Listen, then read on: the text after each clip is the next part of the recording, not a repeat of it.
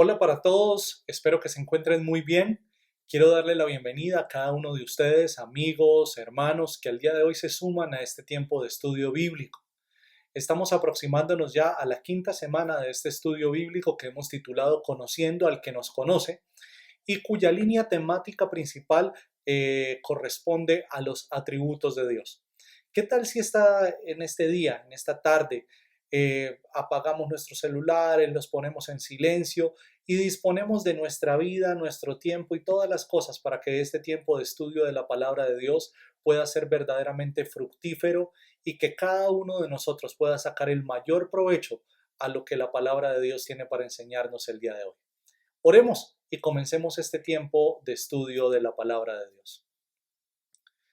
Padre Celestial, nosotros nos aproximamos el día de hoy ante ti, ante tu santísima presencia, primeramente para darte gracias por la vida que tú nos das, por tu bondad, por la misericordia extendida sobre cada uno de nosotros, sobre nuestra familia, sobre cada uno de los asuntos que atañen, Señor, a la vida de cada uno de los que hoy estamos presentes en este tiempo de estudio bíblico.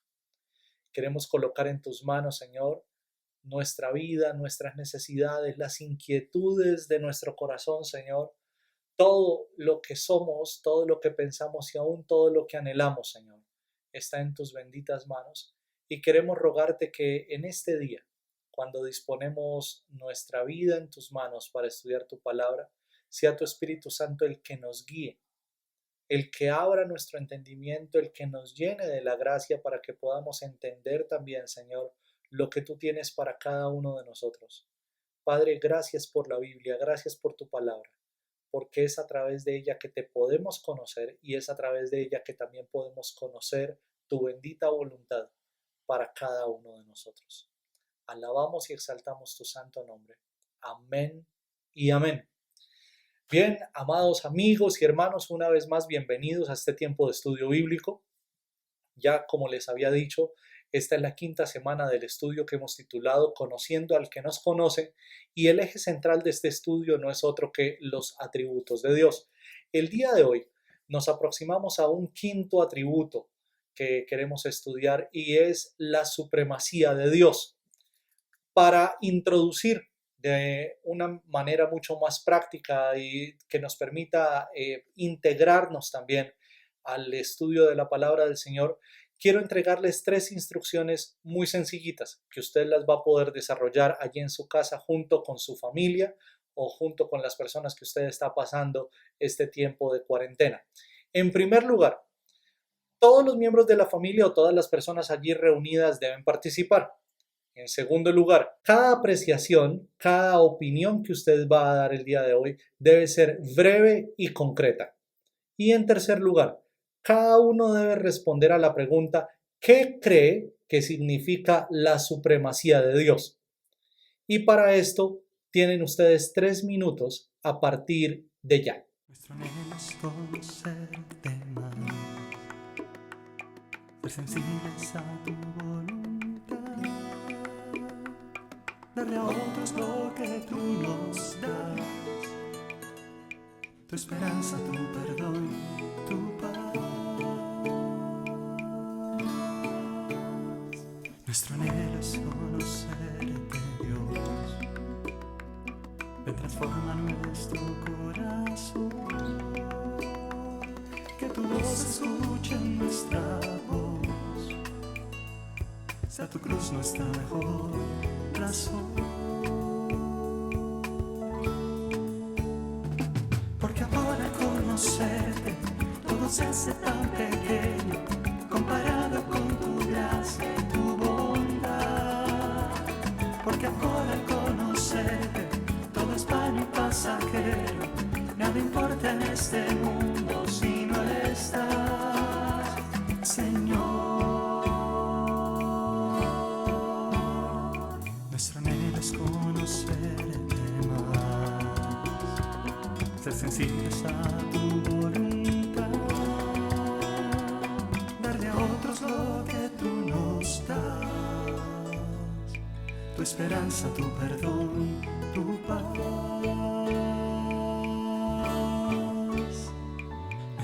anhelo es conocerte, Dios. Ven, transforma nuestro corazón. Que tu voz escuche en nuestra voz. Sea tu cruz nuestra mejor razón. Porque ahora al conocerte todo se hace tan pequeño comparado con tu gracia y tu bondad. Porque ahora al conocerte todo es vano y pasajero, nada importa en este mundo si no estás. Porque ahora al conocerte todo se hace tan pequeño comparado con tu gracia y tu bondad.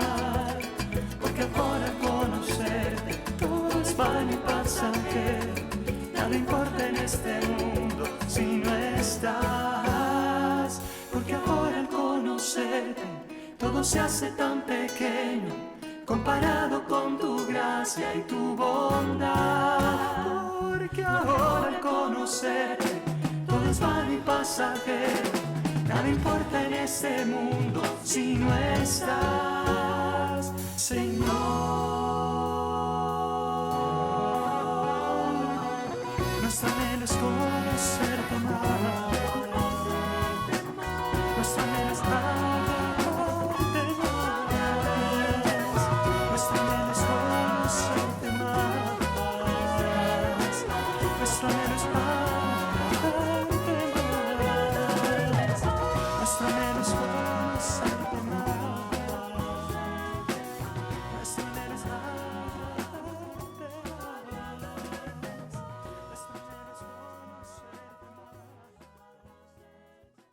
Muy bien, vamos recogiéndonos una vez más. Espero que hayan tenido la posibilidad de participar todos en esta introducción, respondiendo a la pregunta ¿qué significa la supremacía de Dios? Y seguramente que ya ustedes habrán tenido el chance de escuchar lo que cada uno de los miembros de la familia, lo que cada una de las personas que está junto a usted opina acerca de esto. El día de hoy hemos dado una estructura de 3 puntos muy sencillos acerca de una manera posible de cómo pudiésemos nosotros aproximarnos al estudio de la supremacía de Dios. La supremacía de Dios en el Antiguo Testamento, luego la supremacía de Dios en el Nuevo Testamento y por último, la supremacía de Dios sobre la voluntad humana. El primero de esos puntos lo titulamos la supremacía de Dios en el Antiguo Testamento y vamos a hacer como un recorrido grosso modo por algunos pasajes de la palabra del Señor del Antiguo Testamento para puntualizar el atributo que estamos estudiando. En primer lugar, Éxodo 14. Por temas de tiempo, obviamente no vamos a poder leer todo el pasaje, pero sería interesante que ustedes allí en casa tomaran el tiempo para poder leer todo el capítulo y de esa manera ustedes pudieran ver la supremacía de Dios obrando a favor del pueblo de Israel. Este es el pasaje a través del cual la palabra de Dios nos muestra cómo la supremacía de Dios se alza sobre la naturaleza, sobre el imperio egipcio, sobre la imposibilidad del corazón humano para abrir campo, para abrir camino al pueblo de Israel por en medio del Mar Rojo, de tal manera que el pueblo pudiese atravesar por el Mar Rojo, cruzando por tierra seca. De esta manera Dios parte el mar en dos, haciendo un camino real, un camino sencillo de pasar para todo el pueblo de Israel, y de esa manera se nos manifiesta en primer lugar la supremacía de Dios en este texto de la palabra del Señor. En segundo lugar tenemos Números 16. De nuevo allí en el Pentateuco, Números capítulo 16. Y vamos a encontrar a Dios exhibiendo de nuevo la supremacía suya, la supremacía de su carácter, de su deidad, sobre la rebelión de Coré. Esto es Coré y todos sus hijos rebelándose contra las instrucciones de Dios, las instrucciones que Dios daba a través de Moisés. Y vemos cómo Dios, en un acto supremo, en un acto soberano, decide abrir la tierra y devorar a toda esta gente, a Coré, a sus hijos y a las personas que se habían sumado a la rebelión de Coré, de tal manera que el abismo se abre a los pies de ellos y son devorados por la tierra. Y de esta manera se muestra también la supremacía, el carácter supremo, el carácter excelso de Dios sobre todas las cosas. Josué en el capítulo 10 nos habla de la manera, de nuevo, suprema, como Dios le prodiga una victoria al pueblo de Israel sobre el ejército o sobre los ejércitos del sur, y esto lo hace de una manera providencial, de una manera sobrenatural, haciendo que el sol se detuviera.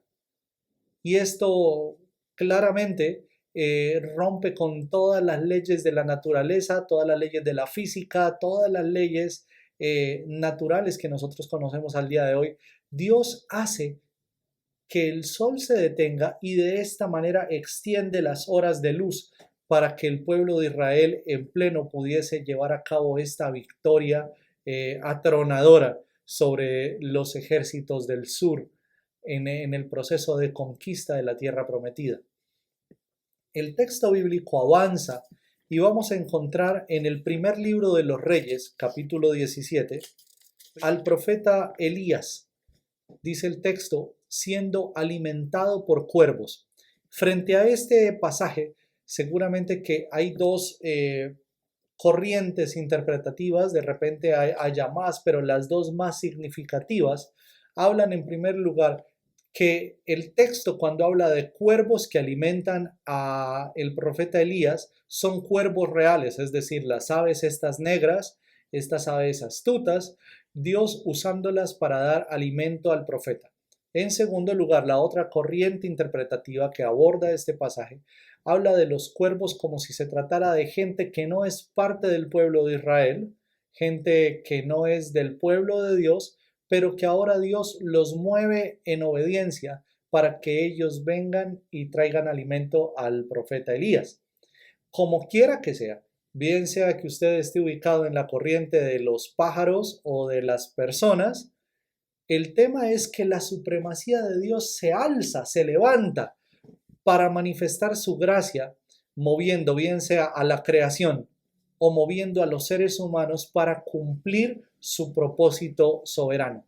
Y note usted que cuando hablamos de la supremacía, hemos hablado de cómo Dios se levanta por encima de la naturaleza, por encima de las leyes de la naturaleza, para gobernar sobre el mar, para gobernar sobre la tierra y que la tierra se abra, para hacer que el sol se detenga, pero ahora también la supremacía de Dios nos invita a pensar que Dios gobierna bien sea sobre las aves, caso de los cuervos, o si pensamos que los cuervos son personas que no hacen parte del pueblo de Dios, incluso sobre ellos se levanta la supremacía de Dios para llevarlos a cumplir la voluntad eterna y soberana de Dios. Segundo de Reyes, capítulo 6, verso 6. Esto ya es el profeta Eliseo, el sucesor de Elías. Este texto de Segundo de Reyes 6:6 nos presenta un momento de desesperación, donde un hombre que ha pedido prestada un hacha para trabajar, la pierde. Y la manera como pierde el hacha es, el hacha se va al fondo del agua.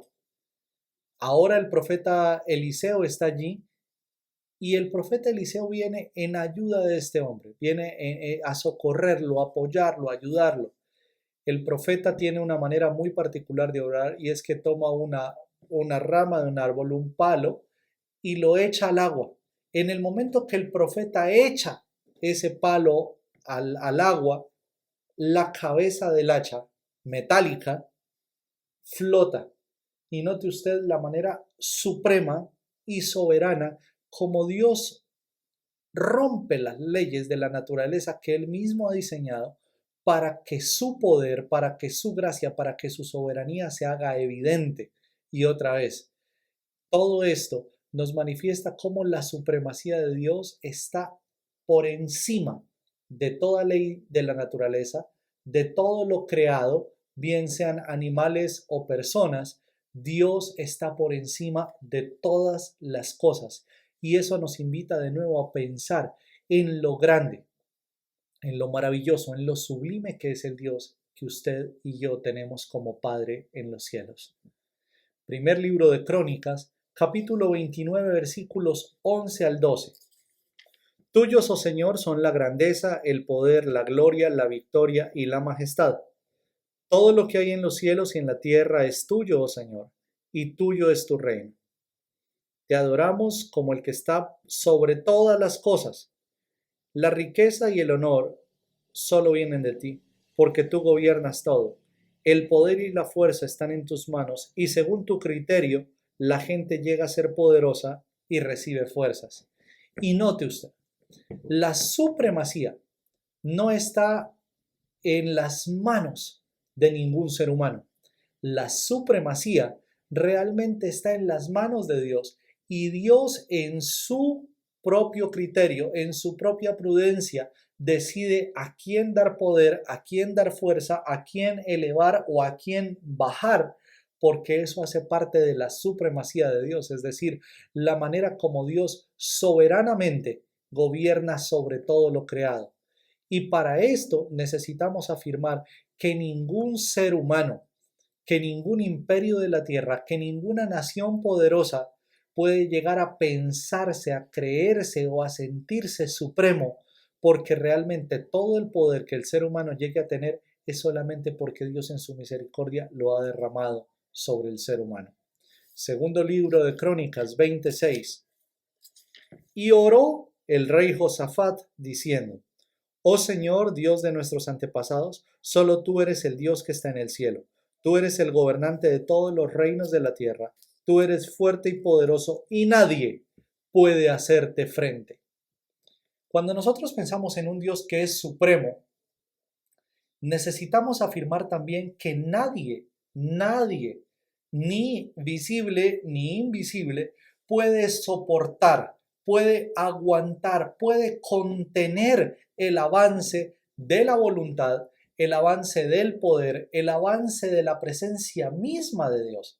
De manera que esta creencia popular que abunda en muchos círculos cristianos de no retenga a Dios, no contenga a Dios, no impida que Dios avance.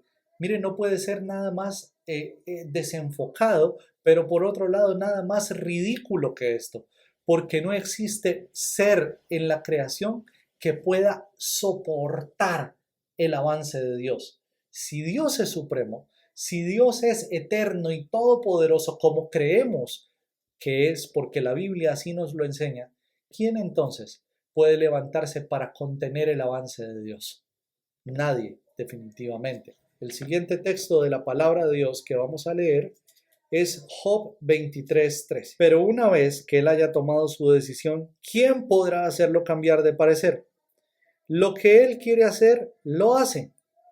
Por lo tanto, él hará conmigo lo que tiene pensado, él controla mi destino.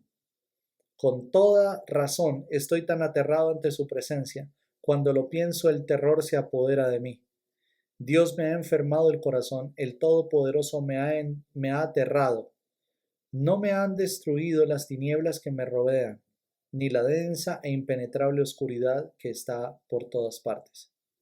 Cuando nosotros pensamos en toda esta poesía del libro de Job, necesitamos pensar en la manera como gradualmente una persona de carne y hueso como usted y como yo va conociendo a Dios, y el escenario en el que Dios escoge, el escenario más bien que Dios escoge para que Job lo conozca es el escenario de la calamidad, el escenario de la dificultad puesta en el punto más alto, una dificultad extrema.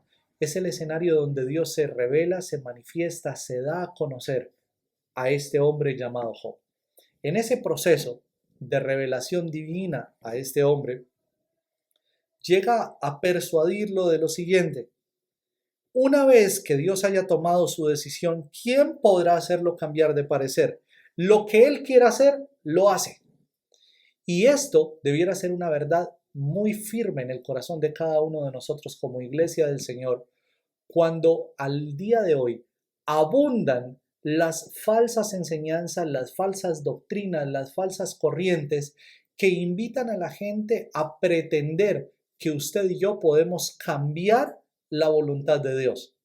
Y podemos cambiar o modificar la voluntad de Dios dependiendo de las buenas acciones, dependiendo de nuestros buenos comportamientos, dependiendo de una cantidad de penitencias que usted y yo hagamos.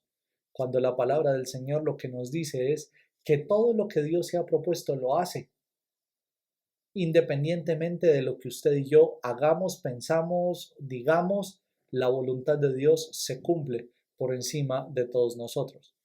Job 42:2, ahí mismo en el mismo libro, es una de las afirmaciones finales del libro de Job, cuando ya los ojos del hombre han sido abiertos por completo y después de todo lo que Dios ha estado hablando y enseñando al corazón de Job, llega a afirmar esto: sé que todo lo puedes y que nadie puede detenerte.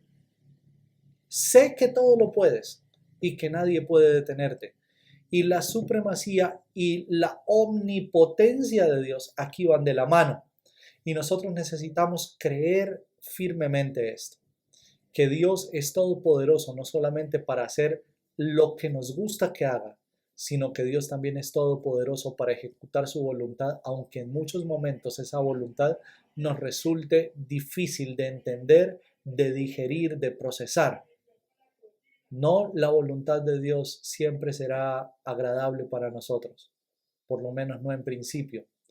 Como dice el escritor de la carta a los Hebreos, la disciplina ciertamente al comienzo es dolorosa y dura para todos, pero al final trae resultados favorables o de bendición para el que la recibe.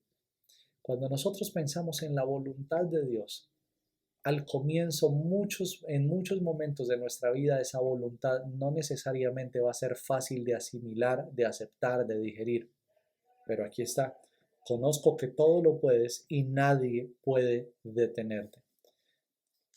El siguiente libro de la Biblia es Salmos, y en el capítulo 2 de este libro, Salmos capítulo 2, versículo 4, vamos a leer una afirmación muy hermosa. Pero el que gobierna en el cielo se ríe, el Señor se burla de ellos. Hay algo que produce risa al corazón de Dios. Hay algo que produce risa, gracia, y tiene que ver con la arrogancia del corazón humano. Cuando usted y yo nos llenamos de arrogancia, de autosuficiencia, de esa altivez que muy a menudo nos frecuenta, que muy a menudo aflora de nuestro corazón, lo que provoca esa actitud en Dios es risa.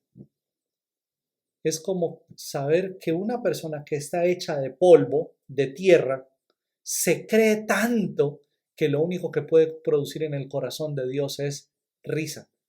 Y esto es un rasgo de la supremacía de Dios, que el Dios supremo contempla la ridiculez del ser humano, pensándose poderoso, pensándose fuerte, pensándose tan solvente, que esto lo único que provoca en el corazón de Dios es risa. Salmo 115, versículo 3. Nuestro Dios está en el cielo y hace lo que le place. De nuevo, Dios hace lo que le place, y esta referencia de Dios está en los cielos, recuerde usted que fue el primer atributo que estudiamos, es la singularidad de Dios, que nos recuerda lo eternamente distinto que es Dios de la creación. No hay nada en la tierra con lo que usted y yo podamos comparar a Dios, porque Él es el eternamente otro, el eternamente diferente. Y ese que es eternamente distinto, ese que es eternamente otro, dice el texto, hace lo que le place, porque Él es supremo y está por encima de todas las cosas. Salmo 135, versículos 5 al 6. Yo conozco la grandeza del Señor, nuestro Dios es más grande que cualquier otro Dios. Él hace lo que le place por todo el cielo y toda la tierra, y en los océanos y sus profundidades. Es decir, no hay un rincón en la creación entera que se escape de la supremacía de Dios. Este asunto de yo hago lo que quiero, yo hago lo que me da la gana, yo hago lo que me viene en gana, no puede ser más falso esto, porque todo lo que nosotros hacemos, al final de cuentas, es porque Dios lo permite que usted y yo lo realicemos. Nada se escapa del dominio, nada se escapa del poder, nada se escapa de la supremacía de Dios. Isaías 38:8. Haré retroceder 10 grados la sombra del sol en el reloj solar de Acaz. Así que la sombra se movió 10 grados hacia atrás en el reloj solar. Es la manera como Dios manifiesta su misericordia sobre Ezequías. En primer lugar, Dios había anunciado a través del profeta Isaías que Ezequías, rey de Judá, iba a morir. El hombre se arrepiente en su corazón, el hombre experimenta ese arrepentimiento genuino que al final de cuentas era lo que Dios estaba queriendo provocar en el corazón de él. Y ya cuando Dios le manifiesta misericordia, le habla al profeta Isaías y le dice, devuélvete. Y háblale al rey Ezequías y dile, he extendido tu vida. Y esto lo he manifestado haciendo que el reloj solar se devuelva 10 escalones. En otras palabras, Dios hizo que el sol retrocediera en su andar o que la tierra retrocediera en su giro para que de esa manera fuese evidente que Dios le había extendido años de vida al rey Ezequías. Todos estos textos que hemos leído y que hemos citado en el Antiguo Testamento manifiestan cómo la supremacía de Dios es real sobre la creación, es decir, sobre la tierra, sobre el mar, sobre las profundidades, pero también sobre la creación como seres vivientes, cuervos, personas, cómo la supremacía de Dios es evidente en la creación para recordarnos que la voluntad de Dios se cumple por encima de todos nosotros. No hay ningún ser humano, no hay ningún animal, no hay ninguna cosa creada que pueda resistir, soportar o cambiar la voluntad de Dios. La voluntad de Dios siempre se llevará a cabo porque Dios es supremo. Ahora miremos en el Nuevo Testamento cómo se manifiesta la supremacía de Dios. En primer lugar, miremos Juan 19:11. Evangelio de Juan, capítulo 19, verso 11. Estamos en el contexto del juicio de Dios, de Jesucristo ante Poncio Pilato. En el versículo 10, Pilato le pregunta a Jesucristo, ¿por qué no me hablas?, preguntó Pilato. ¿No te das cuenta de que tengo el poder para ponerte en libertad o para crucificarte? Entonces Jesús le dijo, no tendrías ningún poder sobre mí si no te lo hubieran dado desde lo alto. Así que el que me entregó en tus manos es el que tiene el mayor pecado. Y note usted, la pretensión de Pilato, como buen oficial romano del primer siglo, creyéndose que él es el que tiene el poder para dar la vida o para dar la muerte. Y Jesús le recuerda, mira, todo el poder que tú tienes sobre mí es porque mi Padre que está en los cielos te lo entregó. De esta manera Jesús le dice a Pilato, toda esa pretensión que tú tienes en tu cabeza de ser tan grande, tan poderoso, que tienes la capacidad de dar vida o muerte, es una ilusión. El único supremo es Dios. Porque Él te dio poder es que tú tienes autoridad sobre mi vida. Clarísimo allí. Romanos 11:36. Y hemos leído este texto una y otra vez y creo que lo seguiremos leyendo porque el contenido de sus palabras es fuerte, es grande. Dice, pues todas las cosas provienen de Él y existen por su poder y son para su gloria. A Él sea toda la gloria por siempre y para siempre. Porque de Él, por Él y para Él. Y note usted que el uso de esas preposiciones manifiesta de una manera contundente, de una manera rotunda, la supremacía de Dios. De Él, es decir, Dios es el origen, pero Dios es el dueño. Este es el uso del genitivo tanto para referirse a procedencia como a pertenencia. De Él, de Dios vienen y de Dios son todas las cosas.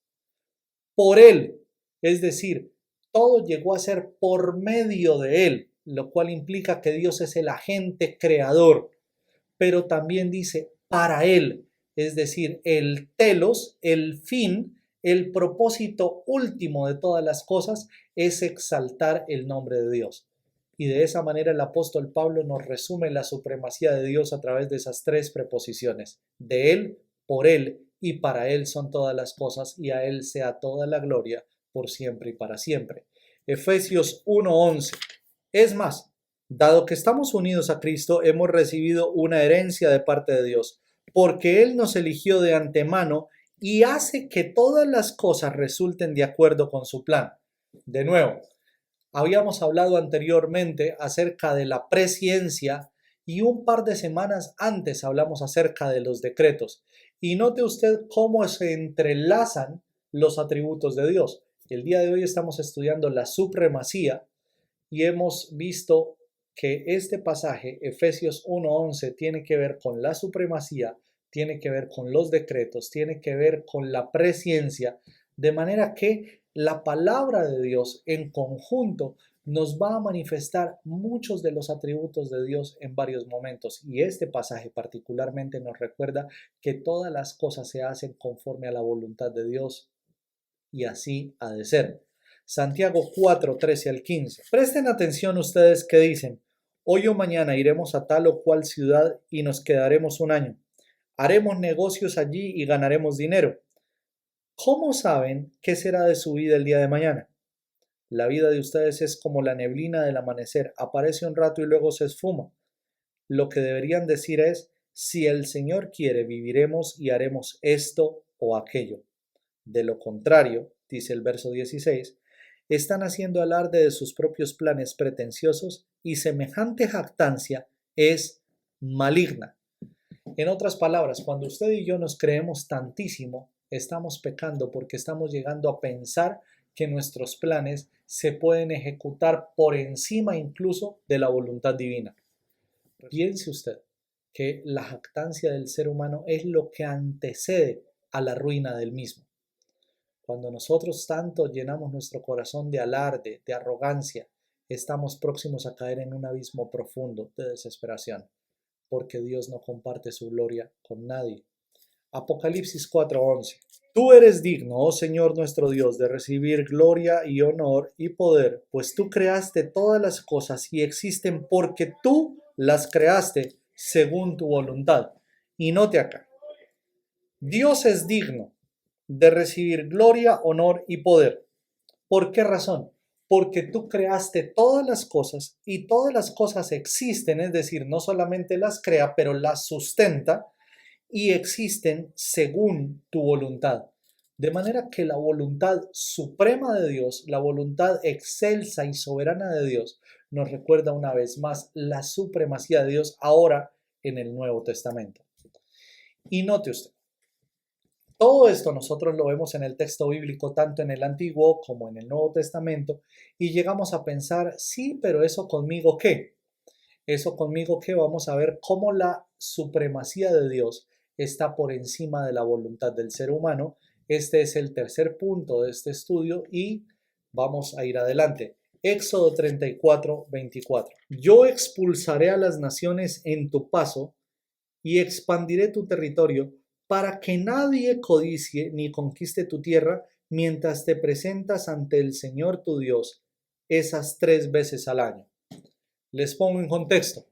3 veces al año, 3 veces al año, todos los varones de Israel debían dejar su casa, sus familias, sus hogares, para dirigirse hasta el templo del Señor. Esto es toda la instrucción que Dios da previo a que ese templo exista. Cuando el templo llegó a existir en la ciudad de Jerusalén, recordarán ustedes que 3 veces al año el pueblo entero, los varones, peregrinaban para llegar a Jerusalén. En ese tiempo, dice el Señor, la supremacía se va a manifestar, la supremacía de Dios se va a hacer evidente, guardando y protegiendo a las familias de estos hombres que dejaron sus hogares desprotegidos en un sentido para ir a adorar al Señor. De esa manera la supremacía de Dios se manifestaba sobre el pueblo de Israel. sobre ellos como personas. Y esto tiene que ver con nosotros también. En muchos momentos usted y yo salimos a trabajar, a laborar, tenemos que hacer un viaje por la razón que sea. Y el anhelo en el corazón y nuestra oración es, Señor, que en tu supremacía veles sobre mi hogar, veles sobre mi familia.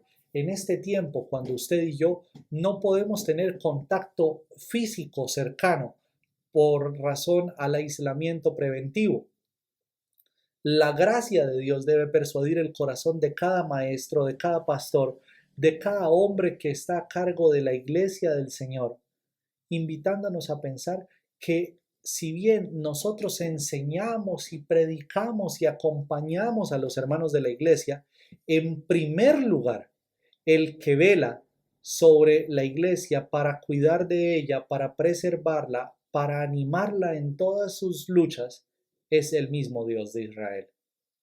Esto debiera traer aliento y confianza al corazón de cada uno de nosotros. Proverbios capítulo 16. Miremos por favor allí en la Biblia. Podemos hacer nuestros propios planes, pero la respuesta correcta viene del Señor. La gente puede considerarse pura según su propia opinión, pero el Señor examina sus intenciones. De nuevo, la supremacía. Usted y yo estamos llamados a ser ordenados, a ser juiciosos administradores de la vida y de todos los recursos que Dios nos da. En aras de cumplir con ese propósito, usted y yo hacemos planes. Sin embargo, no quiere decir eso que todos los planes que usted y yo hagamos necesariamente se van a cumplir. ¿Por qué razón? Porque los planes que se cumplen son todos aquellos que Dios en su supremacía quiere que se cumplan. Pero es que el plan era buenísimo, sí, a sus ojos y a los míos, pero no conforme la supremacía de Dios. Y muchos planes buenísimos se vienen al piso. Y otros planes que seguramente no fueron tan elaborados, tan bien confeccionados, pero sí estaban bajo la supremacía de Dios, esos son los que se llevan a cabo. Versículo 9, ahí mismo, dice el texto. Podemos hacer nuestros planes, pero el Señor determina nuestros pasos. Y en el verso 4, es decir, devolvámonos, dice, el Señor ha hecho todo para sus propios propósitos, incluso al perverso para el día de la calamidad. Usted se alcanza a imaginar esto. Todo Dios lo ha creado para sus propios propósitos, es decir, Dios es supremo.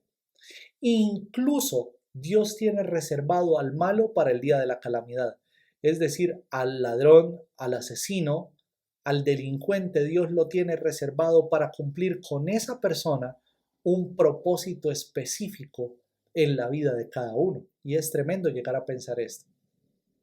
Quisiéramos ni siquiera imaginarlo, pero el texto bíblico nos dice que incluso ese perverso es instrumento en las manos de Dios, porque todo ha sido creado para la gloria de Dios. Segundo libro de Crónicas, capítulo 36, versos 22 al 23. En el primer año de Ciro, rey de Persia, el Señor cumplió la profecía que había dado por medio de Jeremías. Movió el corazón de Ciro a poner por escrito el siguiente edicto y enviarlo a todo el reino. Esto dice Ciro, rey de Persia: el Señor Dios del cielo me ha dado todos los reinos de la tierra. Me encargó construirle un templo en Jerusalén que está en Judá. Cualquiera que pertenezca a su pueblo puede regresar para realizar esta tarea, y el Señor su Dios esté con ustedes. Ciro, el rey de Persia, es llamado por el profeta Daniel, por el profeta Jeremías, y ahora en el libro de Crónicas es llamado el ungido del Señor. Cuando leemos esto del ungido del Señor, es escandaloso, pero no tanto, cuando pensamos o cuando perdemos de vista más bien que la palabra ungido significa Mesías, ¿sí? Ungido es Meshiach en hebreo. Y cuando dice Ciro es mi ungido, está diciendo Ciro es mi Mesías. Y esto es un pagano al que Dios escogió para manifestar su supremacía. Dios escogió a un pagano para ungirlo, para liberar a su pueblo y posteriormente para que su pueblo vuelva a construir el templo destruido de Jerusalén. Esdras, capítulo 5, verso 5. Pero como Dios cuidaba a su pueblo, no pudieron impedir que los líderes judíos siguieran construyendo hasta que se enviara un informe de Darío y él comunicara su decisión al respecto. Aquí es el contexto donde el pueblo ya regresó después del edicto. Están reconstruyendo los muros de la ciudad, el templo mismo lo están reconstruyendo y hay opositores que no quieren que la ciudad de Jerusalén sea reconstruida. En este contexto es cuando dice, como Dios cuidaba a su pueblo, no pudieron impedir que los líderes judíos siguieran construyendo el templo de nuevo. Cuando Dios se propone llevar algo a cabo, no hay quien pueda soportar ni aguantar la voluntad de Dios. El plan de Dios se ejecutará por encima de lo que sea. Salmo 31:15. Mi futuro está en tus manos.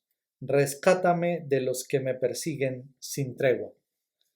Tantas veces usted y yo hemos de experimentar situaciones difíciles, bien sea porque nos sentimos acosados, perseguidos de situaciones o de personas.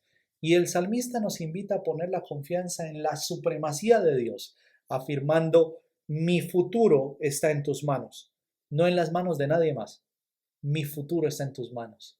No en las manos de una persona, no en las manos de una circunstancia, no en las manos de un virus. Mi futuro está en tus manos.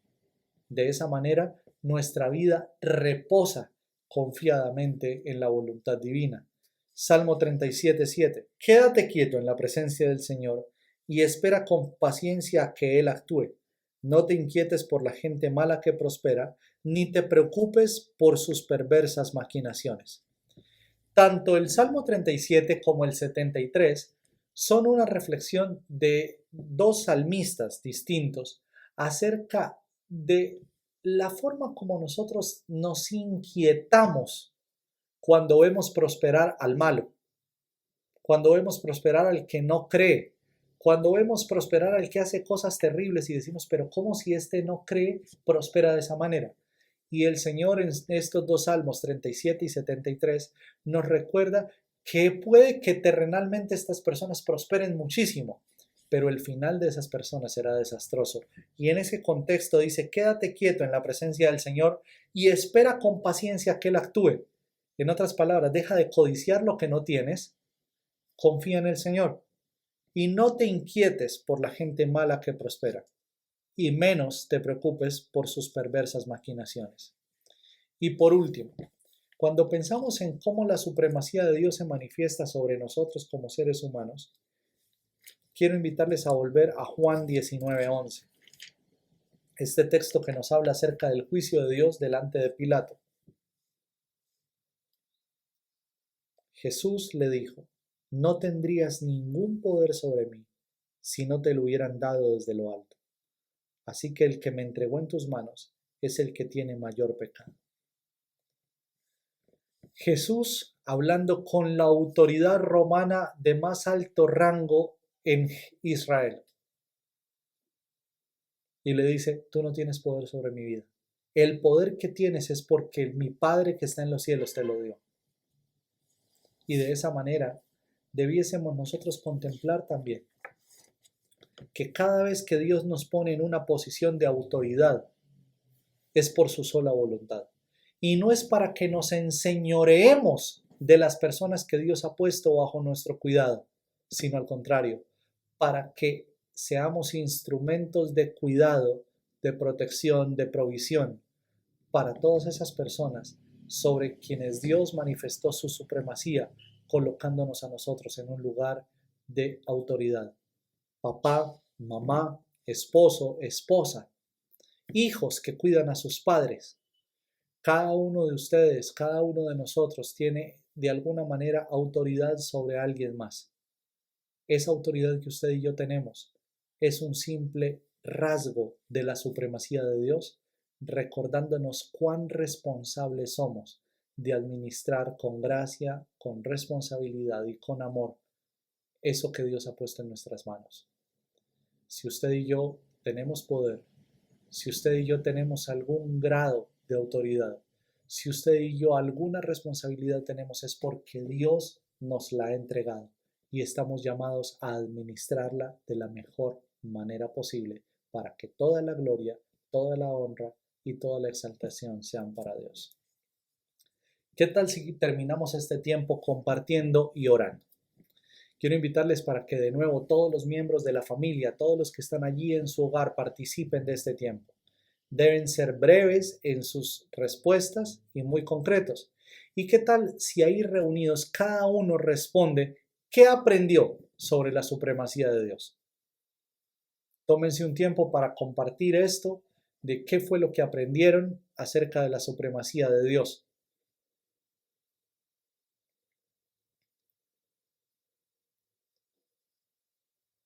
Bien, vamos recogiéndonos y vamos terminando este tiempo de estudio de la palabra del Señor. El día de hoy hemos visto de una manera muy abuelo de pájaro, una pincelada muy grande acerca de la supremacía de Dios. Pero creo que son muchas las cosas que podemos aprender de la palabra de Dios en este sentido, del Dios supremo, soberano y excelso que tenemos como Padre en los cielos. Oremos y demos gracias al Señor por su bondad. Papá, damos gracias porque tú eres supremo como nadie más lo es. Y en tu supremacía gobiernas sobre toda la creación, los cielos, la tierra, los mares, los animales, los seres humanos, todos nosotros, Señor, estamos bajo tu dominio, bajo tu supremacía.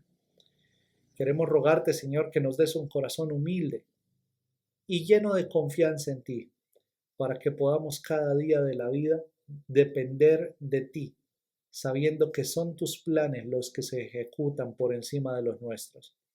Ayúdanos a ser responsables, planeando, organizando, administrando, pero que tengamos confianza, Señor, que más allá de nuestros planes, de nuestra organización, eres tú, Señor, quien ejecutas tu perfecta voluntad sobre nosotros. Señor, por la vida de cada uno de mis hermanos y amigos que están a esta hora conectados en este estudio bíblico, ruego tu bendición y tu cuidado, que tu gracia nos alcance y que tu bondad, Señor, nos permita regocijarnos en tu palabra cada día de nuestra vida. En el nombre de Jesucristo damos gracias. Amén y amén. Amados amigos y hermanos, les enviamos un abrazo muy grande, muy especial. Queremos dar gracias a Dios por la vida de cada uno de ustedes y hasta una próxima ocasión, cuando volvamos a reunirnos para estudiar juntos acerca de aquel que nos conoce y que nos llama a conocerle por medio de su palabra. Que Dios les bendiga.